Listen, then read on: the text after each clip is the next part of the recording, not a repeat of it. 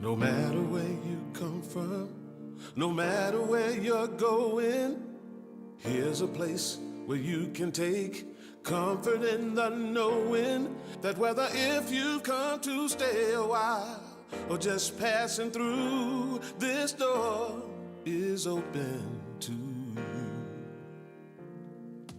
Come and let's be silent. Come and share a hug. Come, let's pray together. Come, love and be loved. From the blissed out to the turned out, from the pampered to the abused, this door is open to you. Come on in. Come on in. Come on in. Come on in. The God in us recognizes the God in you. The God in you. Whether you're black or white, gay or straight, Christian, Buddhist or Jew, this door is open to you.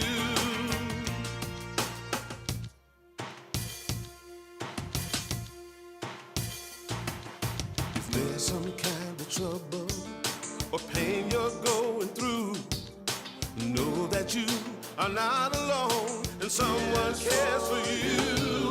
As an individualization of divine point of view, this door is open to you. This door is open. This door right here is open for you. This door is open to you. This door is open. I'm talking about this door. This door is open. I said this door is open to you. Come on in. Come on in. Come on in. Come on in. The God in us recognizes the God in you. The God in you. Whether you're black or white or gay or straight, Christian, Buddhist or Jew, this door is open to you. Good morning, Unity. Good morning. Welcome, welcome, welcome. So happy that you are joining us. We have some lyrics for you, so you can join in and sing I Can See the Light. Here we go. D, G,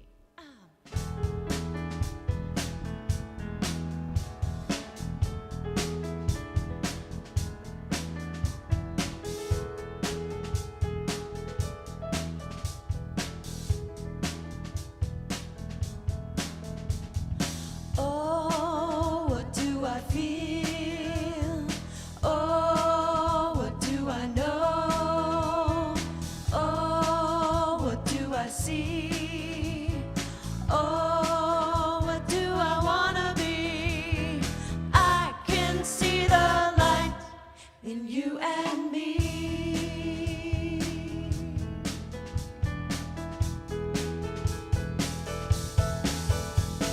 Take it in and feel it. Breathe it in and know it. Look around and see it. It's what you wanna be. Take it in and feel it. Breathe it in and know it. Look around and see it. It's what you wanna be. Oh, how can I give? Oh, how can I share? Oh, how can I grow? Oh, how do I wanna live? I can see the light in you and me.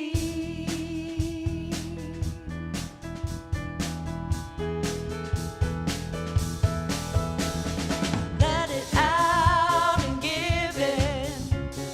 You know how to share it. See how well we're growing. It's how we wanna live. Let it out and give it. You know how to share it. See how well we're growing. It's how we wanna live. Oh, what do I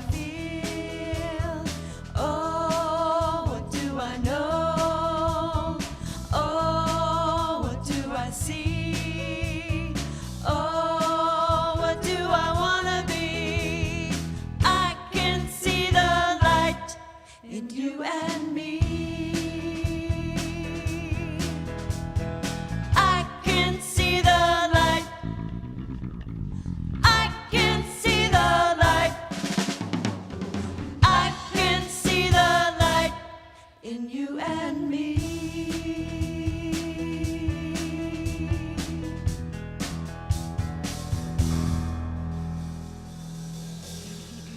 Woo! Thank you. Oh, thank you, thank you. We welcome you this morning to Unity Spiritual Center of Portland, where we gather with that intention to see the light in each other, to know that light in each other, and to recognize that as we gather, we hold an intention for creating a larger story for humanity. For all of humanity, for the knowing of who we are. I'm Reverend Lisa Davis. My pronouns are she and her, and we are gathering with a mission here. And by the way, I welcome you both here and our online family, because I know there's people who watch this today at home and all throughout the week. And what a wonderful opportunity for us to be able to share that message. But also, our mission here is transforming lives that transform the world.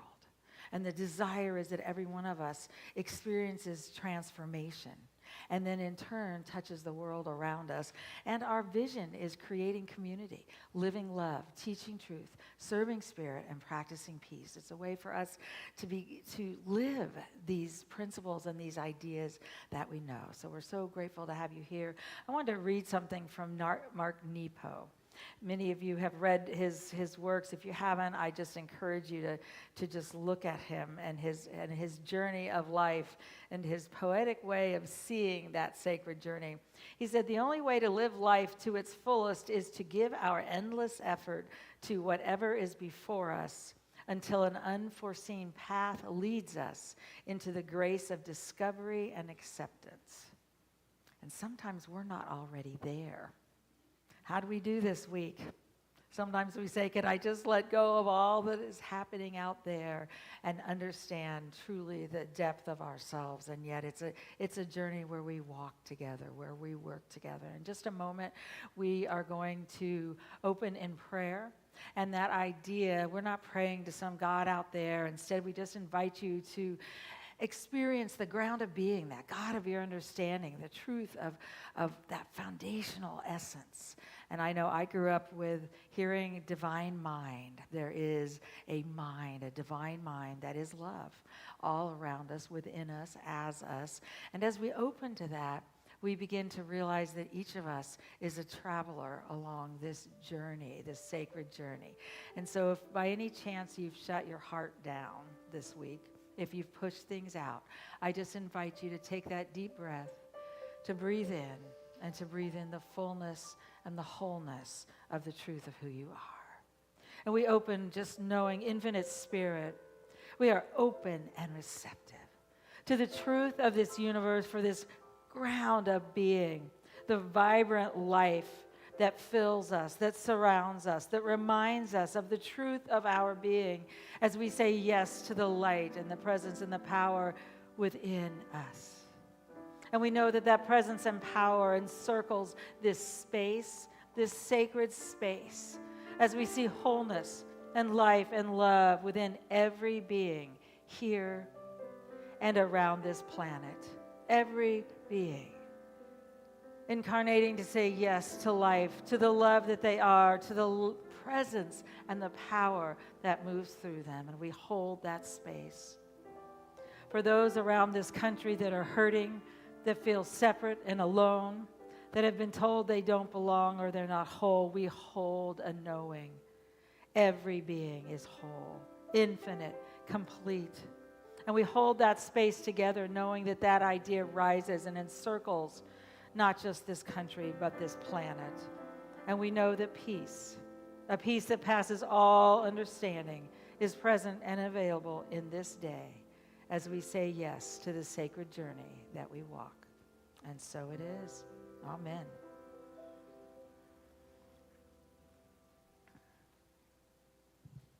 Good morning. Good morning. I'm Beth O'Shields. I'm your administrator, and my pronouns are she and her. We're so glad to have you here this morning for braving the day, not knowing if the air conditioning was working or not. But it is. They finished it yesterday. Yes, we're very happy. I will have more updates on that in the very near future. So we'll start off with prayer because prayer is such an important part of our ministry. It's actually the foundation of our ministry. And this morning, our prayer chaplains are George and Sherry. They're available to pray with you following the service. Yes? We also have prayer requests you could submit. Our prayer chaplains hold those for 30 days before sending them on to Silent Unity. We have Dial-A-Prayer, which you can call any day of the week and get a new message. And we have our Sunday morning guided meditations that happen in the sanctuary before the service at 10:30 each week. So during the week, we offer many opportunities to come and connect with others. You can find all of those in our weekly newsletter and on the website. And as I said, we're so glad to have air in the sanctuary this morning. As soon as Erasmo gets in here, I might let you know more about that. So we have a team leaders meeting this afternoon following the service. Many of you who are team leaders may have got that email. Want to let you know we're going to meet downstairs in the teen rooms at 12:45 following coffee and connection. The spirit groups for our spring program, Buddha's Brain, began last week with the introduction chapter. We still have a couple of groups that have openings, and those are on Zoom. We have LGBTQ group that meets on Mondays. Annette Boswell has a Zoom group that meets on Wednesday evenings at 6:30. There's openings for the in-person Vancouver, Washington in-person group, and there's an in-person Tuesday mornings here at Unity at 10:30. There are sign-ups still out on the table, and if for some reason you can't attend, we have provided copies of the study guide, so you can take those home and you can do that on your own. Alice has the Buddha Brains books available in the bookstore this week, and if you don't have yours yet, you can pick it up there. And I also want to mention, next week's Mother's Day, and if you haven't got anything for that person in your life who represents mom, that's a good place to shop. She's got a lot of beautiful things in there, so I'm giving her a little plug this morning.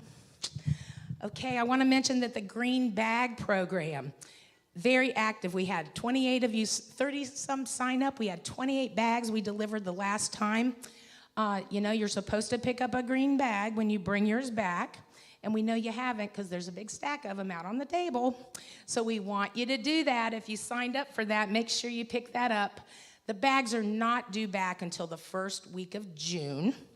But you can bring it back anytime. We have a place to put those. So we hope that you will find out more about that program. Information is out on the North Lobby table.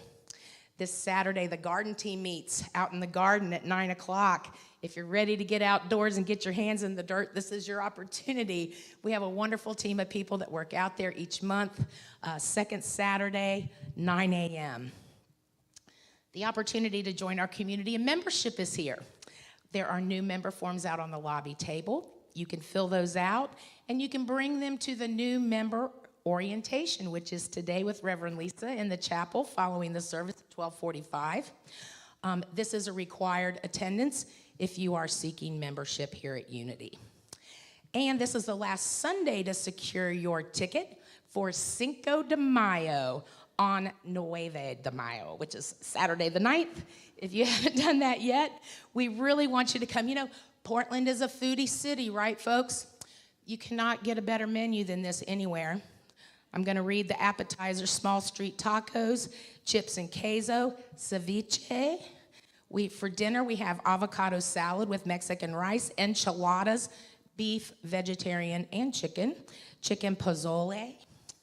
Just all kinds of wonderful things. I'm telling you, you're going to want to come.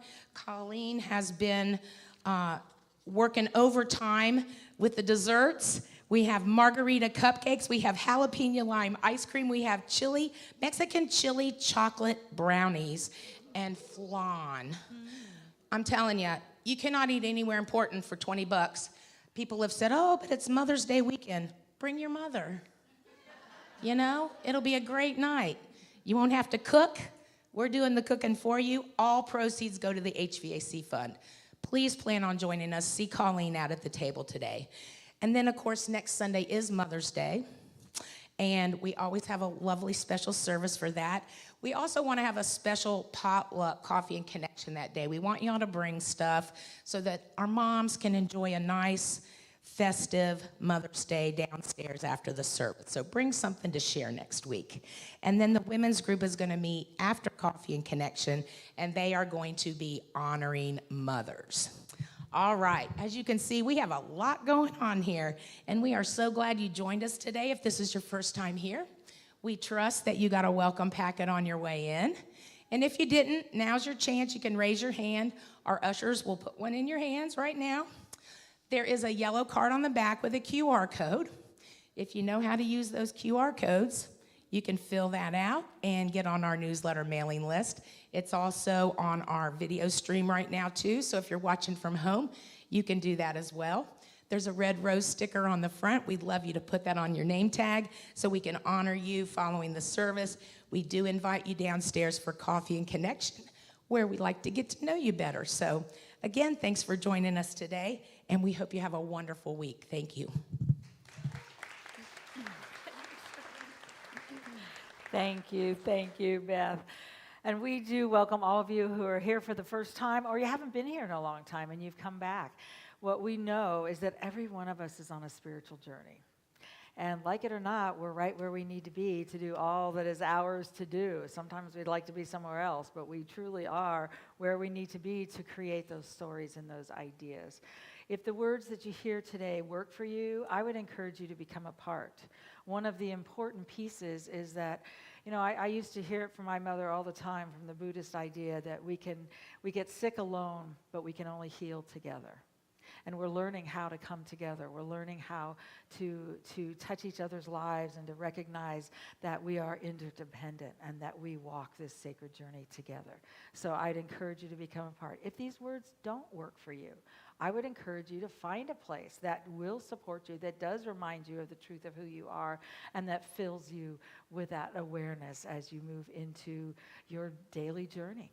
So we are happy to have you here, and we are going to stand and sing if you're able. Join us. We have a potentially new to you song. You may have heard it, and we sang it last week for an opening. So I just want to go through it. So I'm going to sing a little phrase. Just sing it back. We'll go through it once, and then we'll jam. Okay? So, I am opening in sweet surrender. So sing that back to me. I am opening in sweet surrender to the luminous love light of the one, to the luminous love light of the one. So we sing that 2 times, and then the chorus is, I am opening, I am opening, and you can totally throw your arms up in the air if you want to. I am opening, I am opening. And then we do that again. That's the whole thing. And then we're going to rise. We're rising up. Okay, here we go. 1, 2, 3.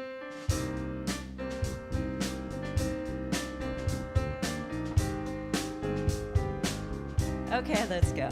I am opening in sweet surrender to the luminous love light of the one.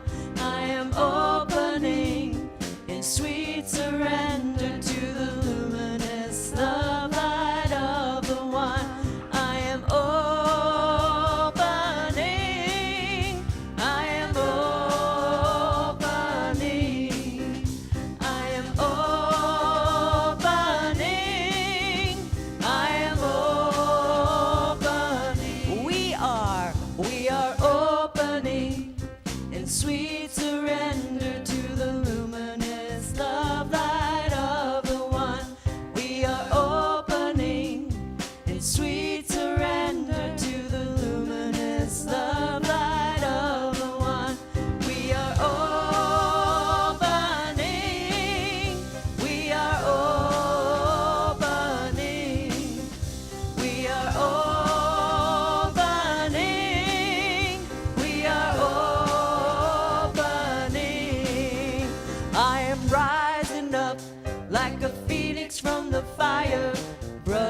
sisters, spread your wings and fly higher. I am rising up like a phoenix from the fire.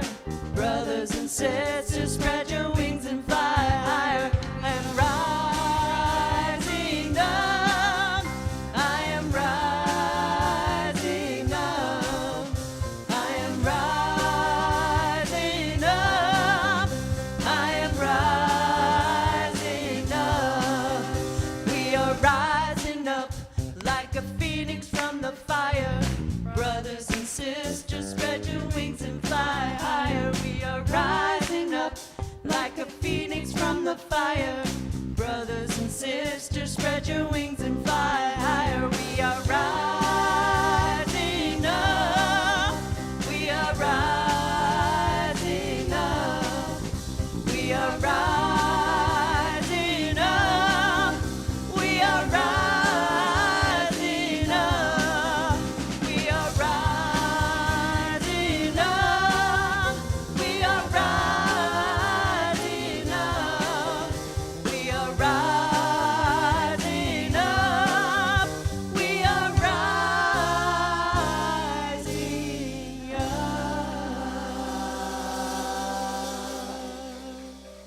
Yeah. Oh, yes. Thank you. Thank you. And we hold that space. I invite you to turn to those around you with a handshake, a welcome, namaste, a hug, and just welcome those here.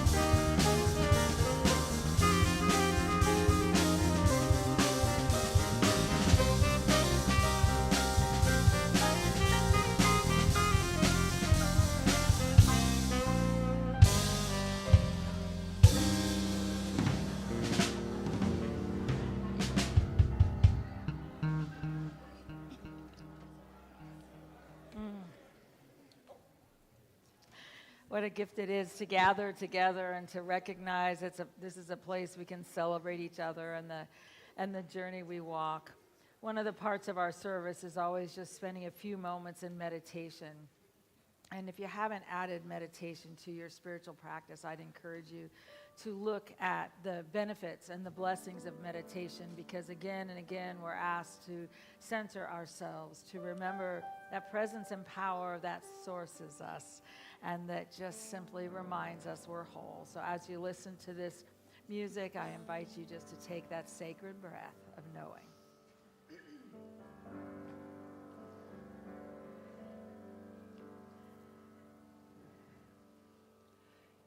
Eastern sun, melt the cold from my bones, curtains rise. Take the darkness from my eyes, breathing in, pulling life into my lungs. As a child, I am born again. Eastern sun, melt the cold from my bones, curtains rise. Take the darkness from my eyes, breathing in, pulling life into my lungs. As a child, I am born again. Eastern sun, melt the cold from my bones. Curtains rise. Take the darkness from my eyes, breathing in, pulling life into my lungs. As a child, I am born again.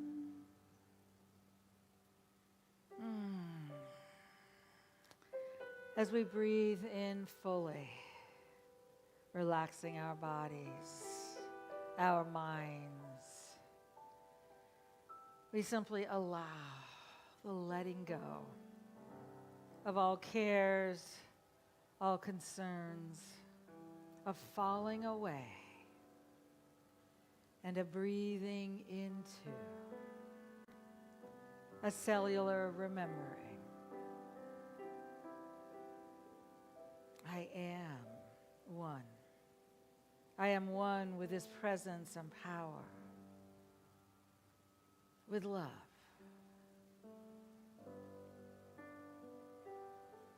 For that which I understand and that which I do not yet understand, I know that I am filled with life. I am filled with the sacred breath of knowing that I know that I know that this day moves through me. And I simply sit in the silence. Here I am, infinite presence within, vibrate as that knowing. I am that I am in the silence. In the silence.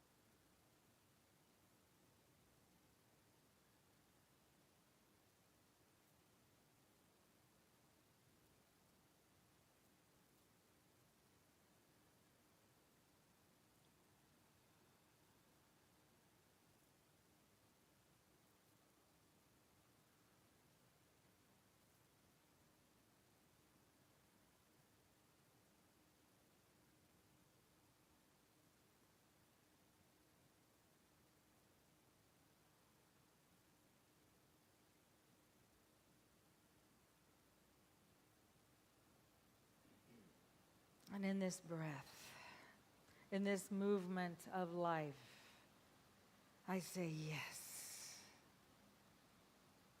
With a growing understanding of the oneness that we are, we say thank you for this deeper understanding, for this willingness to be the light, to know the light, to live the light. And so it is. Amen.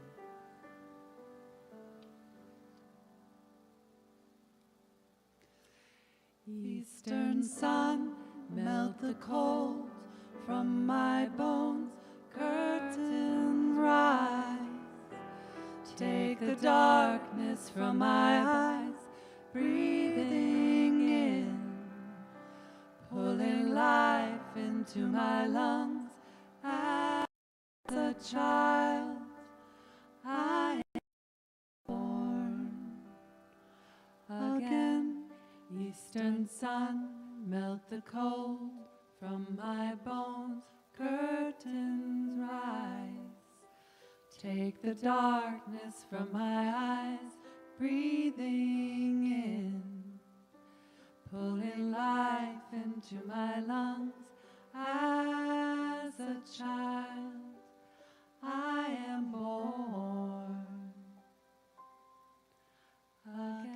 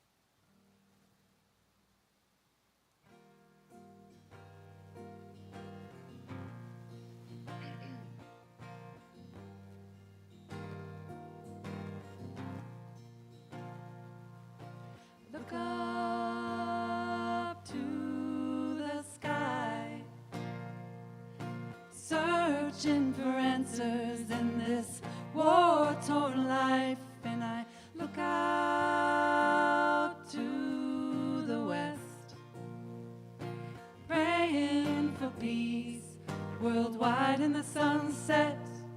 And I bow to the earth, life giver, and the way knows the way. We will find a way. Aye, aye. Peace will find a way. Aye, aye. We will find a way. Peace will find a way. Aye, aye.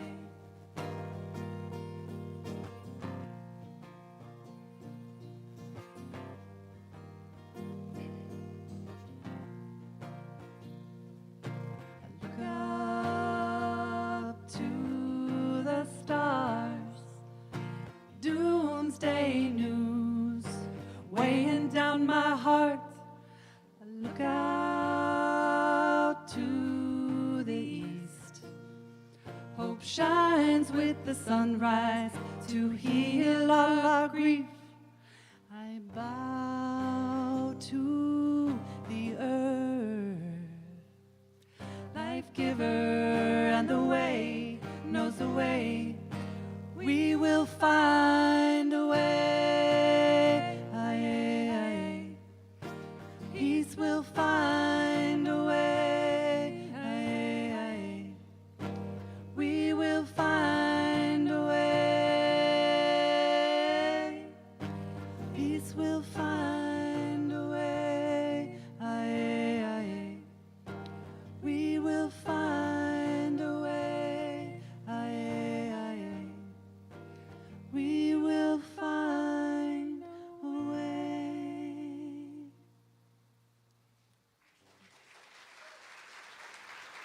Thank you, thank you. Oh, that is our journey right now, isn't it? To find a way. It looks like I have lost this this nice little thing that Leah puts on for me. We will find a way. And hopefully I'll get this back on and it might stay for a few minutes before Leah has to come up and fix it again. But you know, life right now, has anybody noticed it's asking you to find a way? When there weren't necessarily answers or a path or an understanding. And it's reminding us that with everything that happens, there's something more calling us. The things that happen outside, they're important. And we get to learn from them. And we get to find out where is the strength and the presence and the power that also happens within us. Today we get to talk about suffering. And I am sure that is your favorite thing to talk about. And I have no idea how I'm going to do that in the time we have. We're actually in our second week. Beth talked a little bit about the spirit groups, but twice a year we work with a book. And this time we're working with Buddha's Brain. And it is, for those of you who are reading it, and I know many of you are, it has a lot of science in it. But the reason that I wanted us to look at that is I want us to have those thoughts in our mind as, anybody have any reaction this week to anything that went on? Any votes that went on? Anything that happened? We have these reactions. We have these things that are going on. And what I want us to do is both understand where we came from so that we can transform where we are.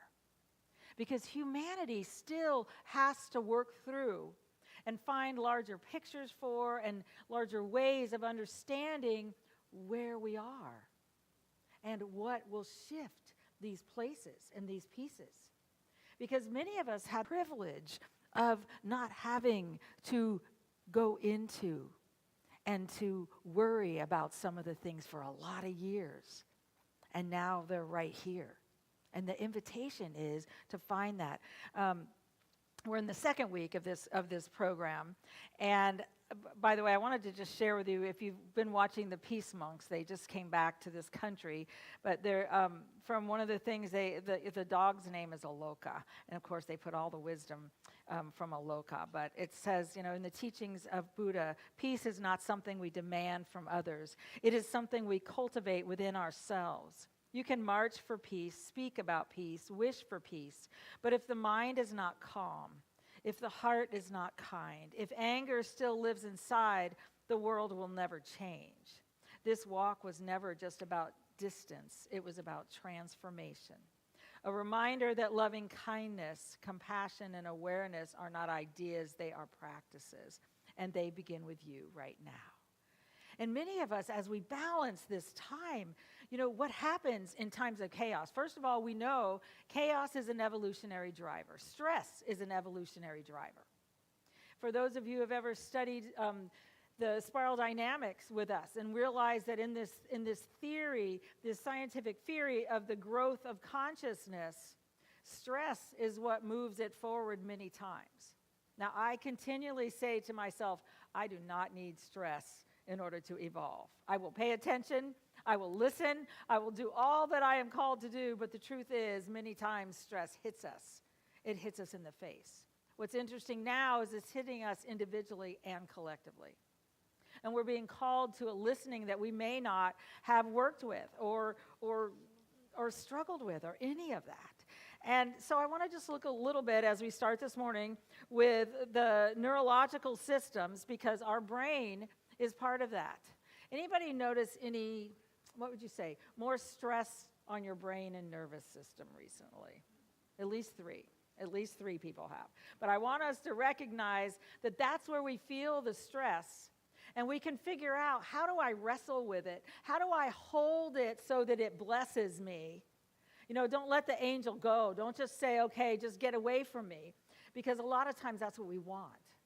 But the truth is, when things come up into our presence, they come up to be healed. They come up to be looked at. And they come up and they will actually, it already is shifting brains. It is already, there are things that are being let go of. There are things that are opening. And there are things that have to be attended to, because society doesn't work if we don't attend to them. So I'm working with, this is Rick Hansen and I think it's Richard Mendius, that I don't know him, I know Rick real well. The book, that The Buddha's Brain, they said, this universe has been evolving neurological systems since the beginning of the time. We know that. 3.5 billion years ago is when life experienced itself. It took until about 650 million years ago for multi-celled creatures to actually appear. So there was no nervous system, there were no cells that understood stress or any of these pieces until about 650 million years ago. That's a long time to create just the beginnings. And he said, when you get a cold, remember that microbes had nearly a 3 billion year head start. So don't get too discouraged, just recognize that. But he said, by the time the earliest jellyfish arose about 600 million years ago, animals had grown complex enough that their sensory and motor systems needed to communicate with each other, and that's when neural tissue began. The evolution of the brain and the nervous system really began. As animals evolved, so did their nervous system, which slowly developed a central headquarters in the form of a brain. Now, we've all known that. We've grown up with that idea. And he said, evolution builds on pre-existing capabilities. Life's progression can be seen within your own brain, called the reptilian, and he goes into all the different names of the different parts of the brain. We can see the evolution. One of the things that happened in an organization that deals with adoption, and I got to be with a woman who started doing it, they started doing MRIs of the brains of kids that came over from different orphanages and from different countries, and they could see that they had lived in their fear brain. and the prefrontal cortex was not actually functioning. It hadn't been developed in a full way. And so the journey that beings get to go through, it just depends on where you grew up and how your life was, where your brain is developed to. But what I know is that life is a healing experience. Anybody gathering that or agreeing with that somewhere in their life says, oh, honey, let me help you heal. And it takes these pieces and it brings them up. And then what it also is, we may think, oh my gosh, that's a kick in the gut. That wasn't, but we get to realize that's our brain's opportunity. And we get to find a place of center to work through the pieces that show up.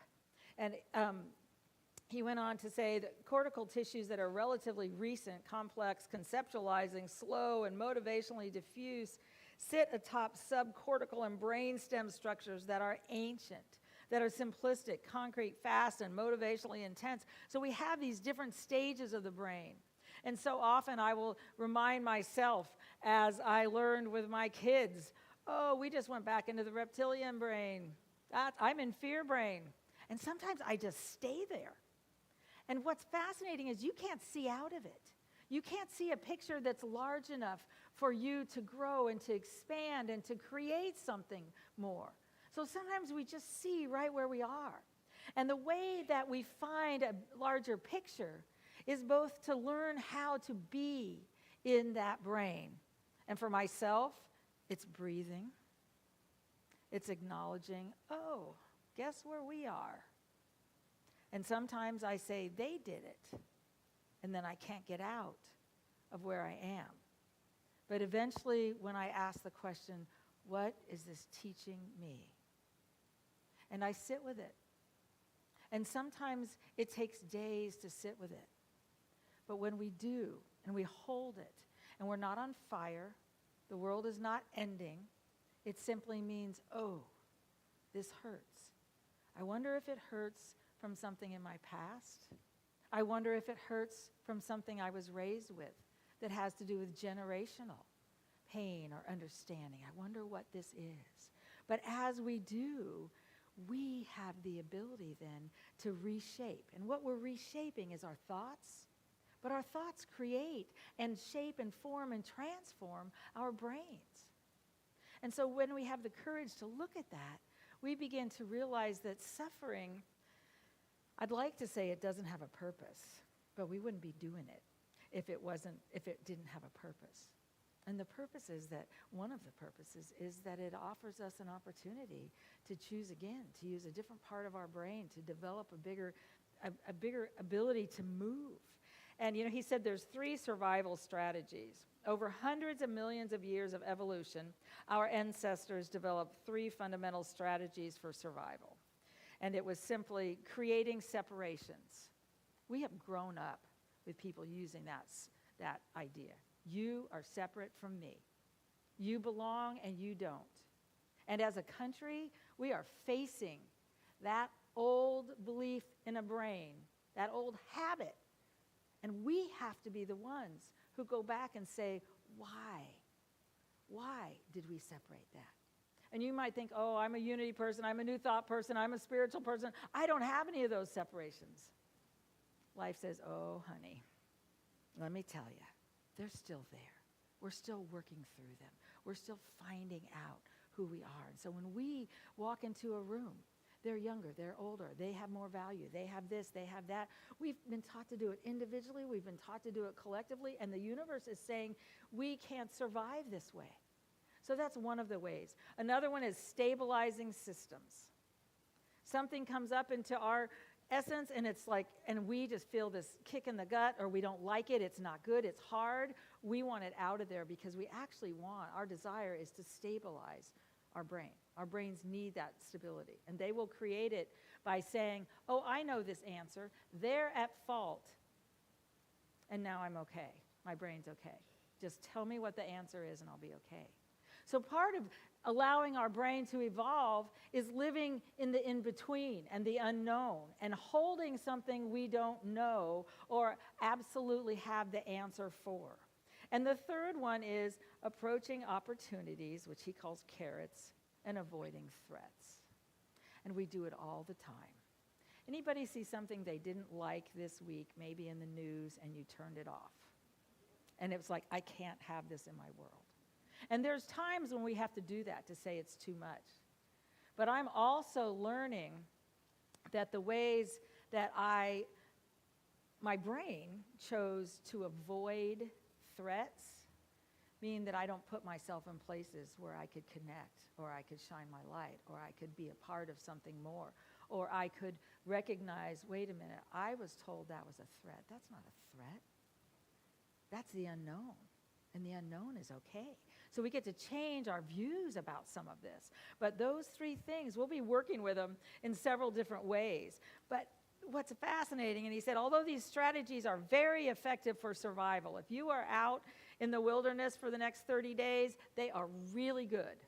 Separate yourself from that which you need to. Get out of the sun. Get out of the things that you need to. Stabilize your systems. Find a place for water. Find these different things. Approach only opportunities, and please don't go up to the wolves or the coyotes or whatever's there. Those are the old, ancient ways of doing it. But we don't live in that world. And so we have to find ways where maybe you were raised in a religion that said you are, and added the word a sinner. And that has had you in a belief system that you're not enough, or you don't have within you the light and the presence and the power because somebody else must. We get to undo that. We get to be the ones. We're being called right now to undo some of these old places, which means one of my pieces has been every day, what would happen if we claimed our oneness with the universe, with each other, with the light and the presence and the power and the wholeness that's there? What would happen if we stabilized our systems with the words, I am safe. I have all that I need. Divine wisdom guides me. His presence and power holds me. But we began creating methods of doing that. And then when we approach opportunities, and he does remind us that approaching opportunities, maybe they're 3 cookies. Does it really turn out how you think it's going to turn out? He says, when you're halfway through, does it really taste as good as you thought it would? Sometimes we think, if I just have this, if I just have that, if my life has this in it, I will be okay. But the truth is, we get to find a different place. And we get to approach, I believe we get to approach the wholeness of who we are and the larger ideas of who we are. And the threats, sometimes we get to take them in, and we get to realize the way some of these threats are changed is when we actively are a part of it. I had a lot of fun watching the marathons this past week and a half. There were several of them. There was the New York Marathon, the Boston Marathon, and the London Marathon. One of the groups that created itself in 2018 after the London Marathon they're called the Tail Walkers. Now, all these marathons have a time it's over. In Boston, it was 5 hours and 36 minutes, and then you were no longer, you did not complete that. In London, they give you 8 hours. But a huge number of people finish between 8 and 12 hours. And those people fly in from all over the world now. They are so proud to be tail walkers, and they literally meet each candidate after the 8 hours. 2 of them go with each candidate. They can no longer finish in that finish place. Sometimes they can, and I believe this year they got it through, but in the past, they've taken them to a park where they created a whole thing. This year, I saw some of the people walking through at night, and so they must have had some shift, but literally, they cheer them on. There are groups of people that don't even show up to the marathon until 8 hours after it started. And that is what they do, and one gentleman said he flew in, I want to say it was from Belgium, just to be a tail walker, because he knew what it was like not to be able to finish a marathon.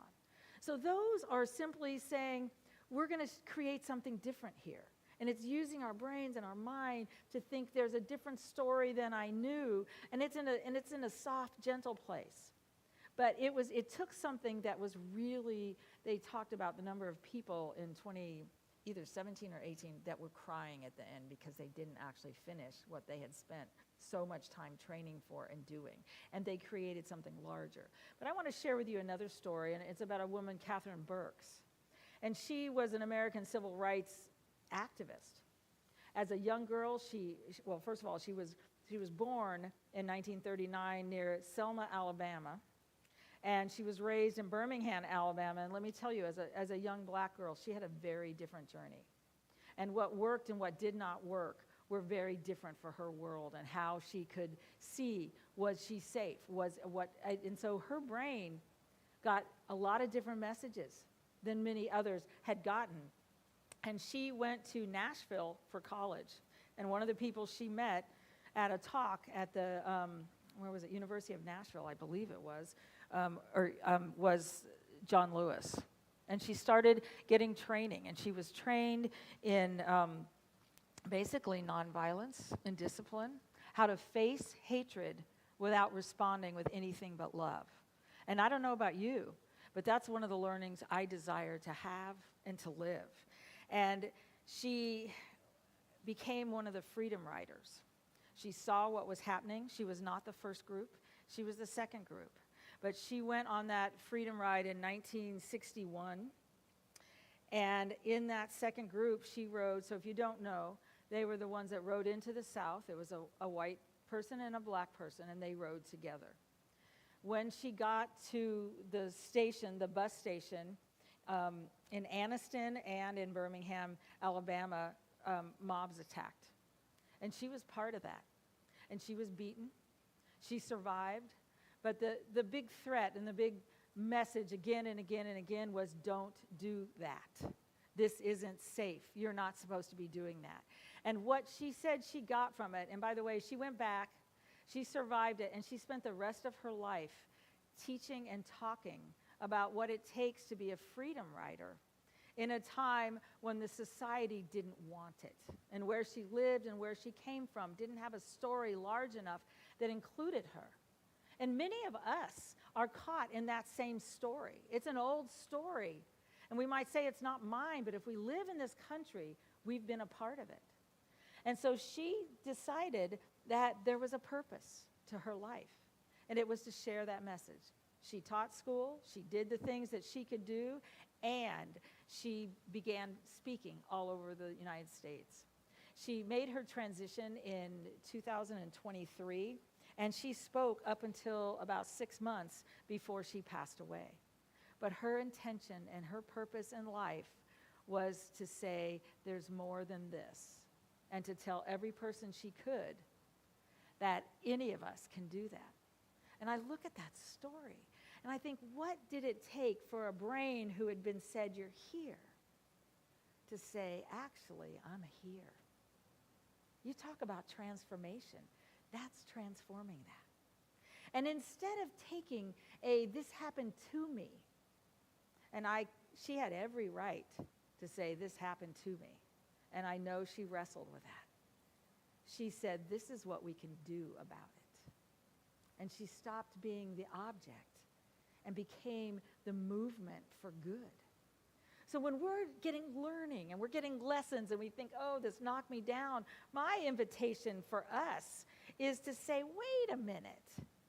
We are more than this, but we have to have the courage to approach that which is uncomfortable.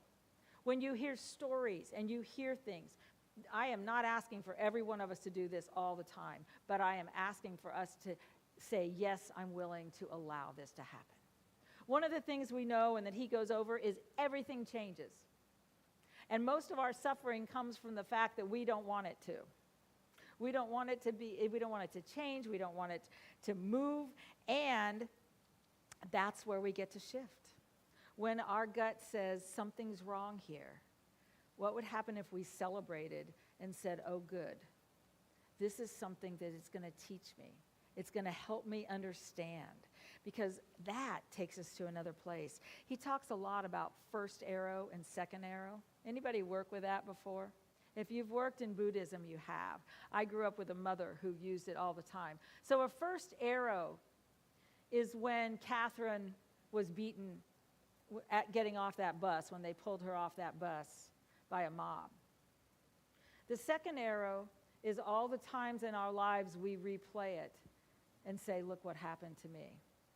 And she chose not to take that avenue, but to walk another one that said, I am more than this. This is not right.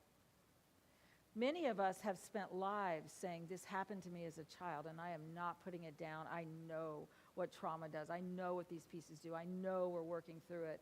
But I could not believe my life this week, how miserable it became when I allowed a second arrow to play on a movie screen in my brain. Anybody ever done that? That is the idea. You know, Gerald Jampolsky and his Love is Letting Go of Fear. These are the pieces where we get to say, is this an old movie playing in my head? Or is it a time for me to stand and say there's something more? Something's coming up that's hurting. And then to say, what is the truth principle behind it? How can I hold it? So for me, I just held it. I held it for about, 9 days. I didn't have an answer. I didn't know where it was going, but I knew this, that it could teach me if I would hold it and stay with it. So the first thing, when stuff happens, stay with it. They have a saying in there, little and often. Hold it and just breathe into it. Just breathe into it. Begin to make friends with it. Say, is there something you'd like me to know? And then when we start hurting, ask yourself, is this the first arrow? Or is this the 350th? Or the 4,000th? Or any of the other ones? We're here to learn these ideas and to do it. We evolved to pay great attention to unpleasant experiences. And he calls it a negativity bias. But what would happen instead of allowing that second arrow to tell us, don't play this story over and over again, that's who you are. Anybody here told they were less than enough, less than worthy? There was one first arrow. Every arrow after that, something that wasn't true, a second arrow. My invitation to every one of us today is to let go of that one arrow. Choose another statement. Allow another thought so we don't stick with that first arrow, but instead we breathe in something more.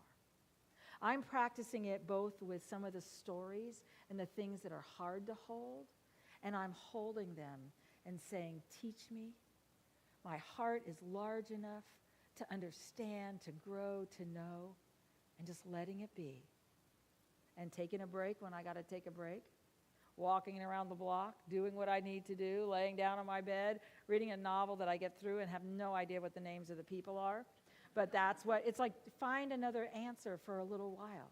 But don't let go of that gift, because that gift is reminding us as humanity, people everywhere are waking up to the idea that, first of all, we're all worthy. Every one of us is a creation of the infinite. Every one of us has come with a purpose. Every one of us is interconnected. We're a part of a whole. And the new story for humanity happens through our brains, transforming old stuff into larger pictures. And I just invite you to enjoy the journey to the extent you are willing. Thank you.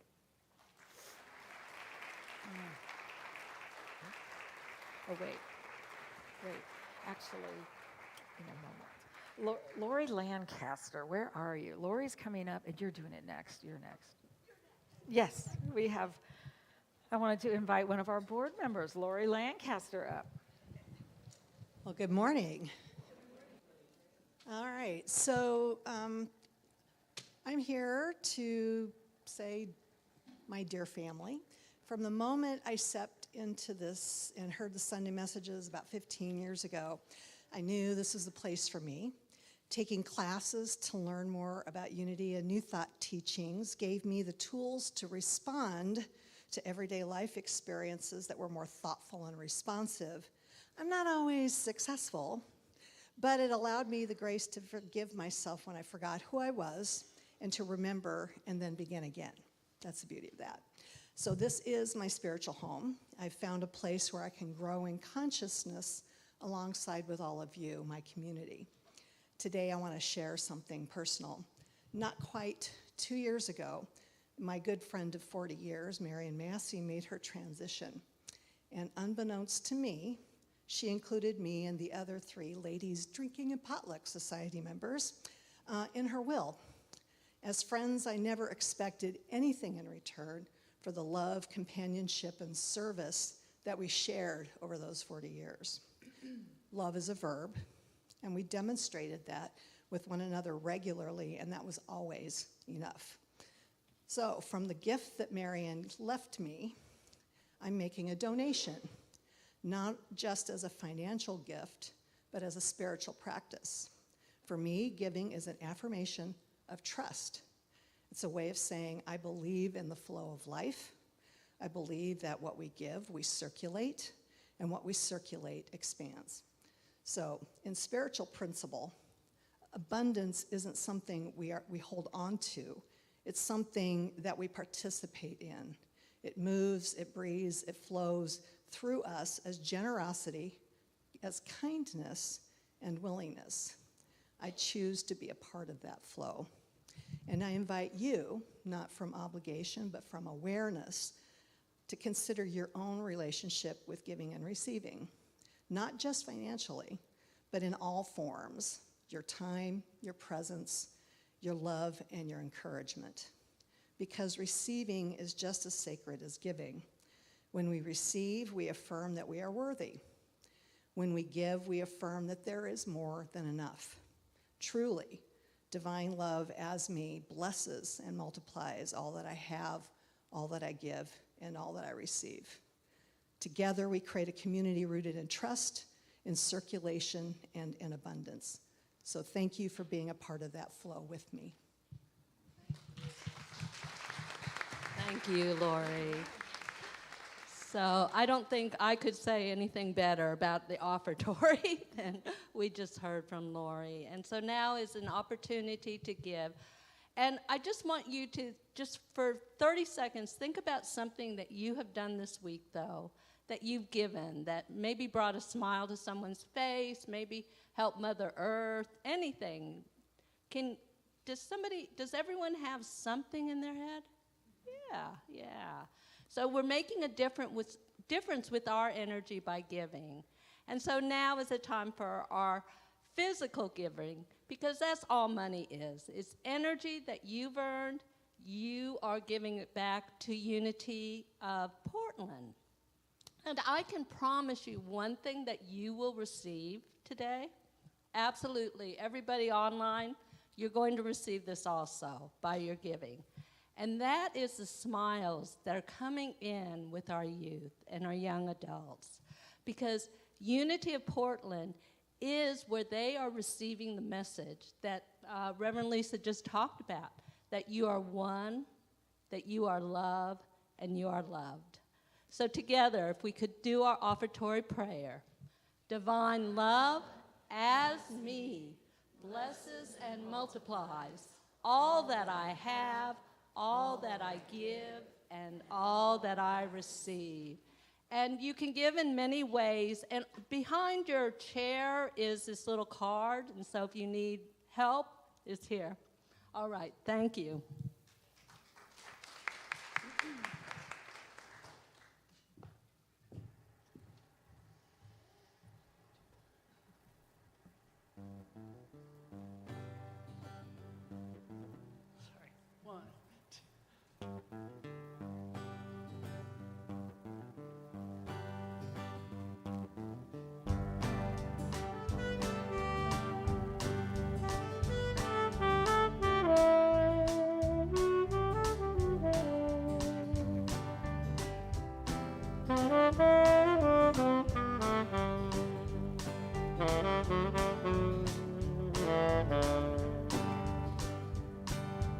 Every time I feel this way, this old familiar thinking, I will lay my troubles down by the water, where the river will never run dry. Join us. Hallelujah. Gonna let myself be lifted. I'm gonna let myself be lifted. I'm gonna let myself be lifted by and by. I will lay my troubles down by the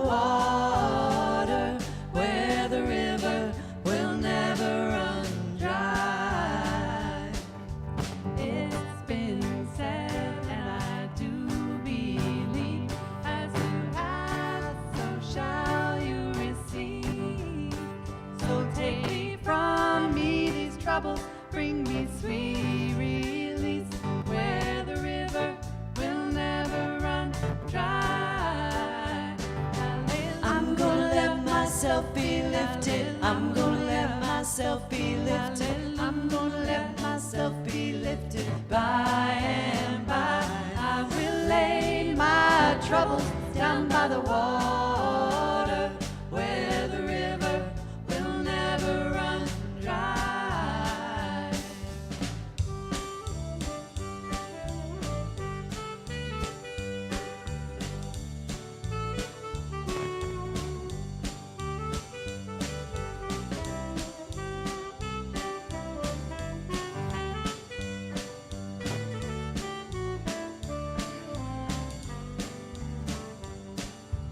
There's a river in my heart of hearts, with the knowingness of my highest good. Oh, I am willing, I will do my part, where the river will never run dry.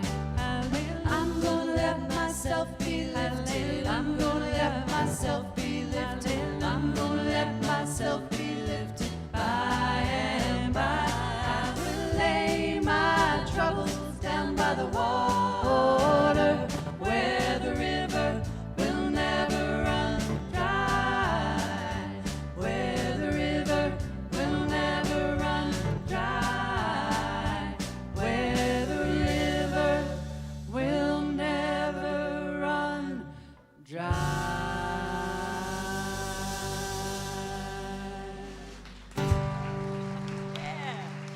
This is Wild Embers. All right. All right. One of the great gifts that we have as we recognize that we are a channel for love is the ability to surround beings with our love and to remind them on a cellular level of the truth of who they are. As we sing Our Youth In, I just invite you to surround them in that light and that love and that presence, and to know that wholeness for them. All right, we're going to sing in our youth. You are the star of the morning. You are heaven smiling at us. You're God's gift of tomorrow. Oh, how we love you. Oh, how we love you. You are the star of the morning. You are heaven smiling at us. You're God's gift of tomorrow. Oh, how we love you. Oh, how we love you. Well, this is some of us, and the rest of us, who knows? Out in the sunshine, at the beach, taking a ride, playing, going to a sports game, playing ball, all those things that summertime brings us. Hi, my name is Genevieve, and today we made cards for our mothers on how they empowered us, and we also had a circle on how to know each other. Okay. Anybody else excited to share? Anybody want to share?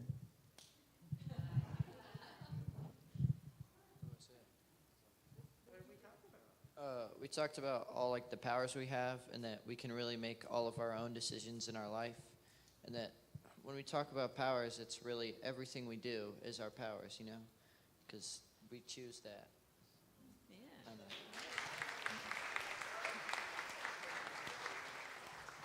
Thank you. It's not easy to do that in front of a whole group. I appreciate that. And today we have the honor of celebrating somebody's birthday. Marilyn Horton is having her birthday, her 80th birthday today. And we have flowers. Cakes have been delivered downstairs, and we get to celebrate with you. We love you. We love you. We love you. Happy birthday. And we are going to sing. I invite you to sing. We're singing you happy birthday, Marilyn. Happy birthday to you. Happy birthday to you. Happy birthday, we're happy.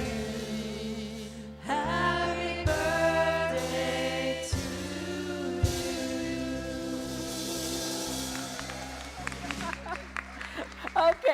awesome. Beth, will you? Thank you. Okay, thank you. And so there is cake downstairs. We invite all of you to join us downstairs. We'll be having both the new member orientation over in the chapel at 12:45 if you're interested in that. And downstairs, Beth is doing the leaders meeting at 12:45. Connection hour starts immediately. We're going to stand and join hands and set that intention for peace. Let there be peace on earth, and let it begin with me. Let there be peace on earth, the peace that was meant to be, with God as creator, family all are we. Let us walk with each other in perfect harmony.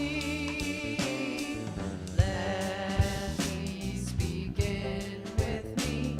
Let this be the moment now. With every step I take, let this be my joyous vow. To take each moment and live each moment, peace eternally. Let there be peace on earth, and let it begin with me.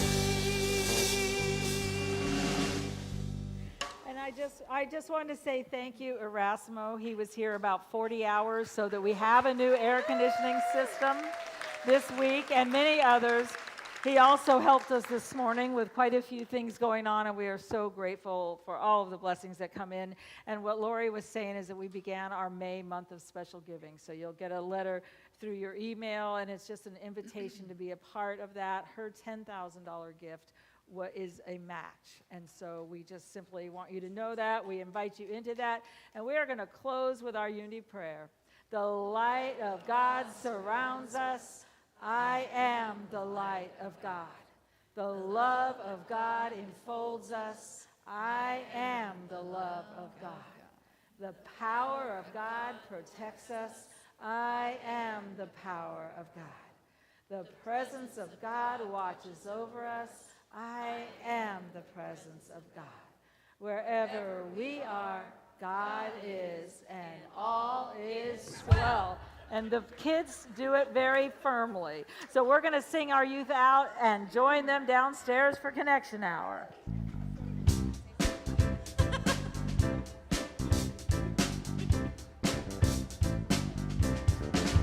I'm gonna move to the light. I'm gonna speak of the light. I'm gonna sing with the light. I'm gonna dance in the light. When I choose to remember that Spirit is all, I rejoice and give praise and shine in the light. Yeah. I'm gonna move to the light. I'm gonna speak of the light. I'm gonna sing with the light. I'm gonna dance in the light. When I choose to remember that Spirit is all, I rejoice and give praise and shine in the light. When I choose to remember that Spirit is all, I rejoice and give praise, and I shine in the light.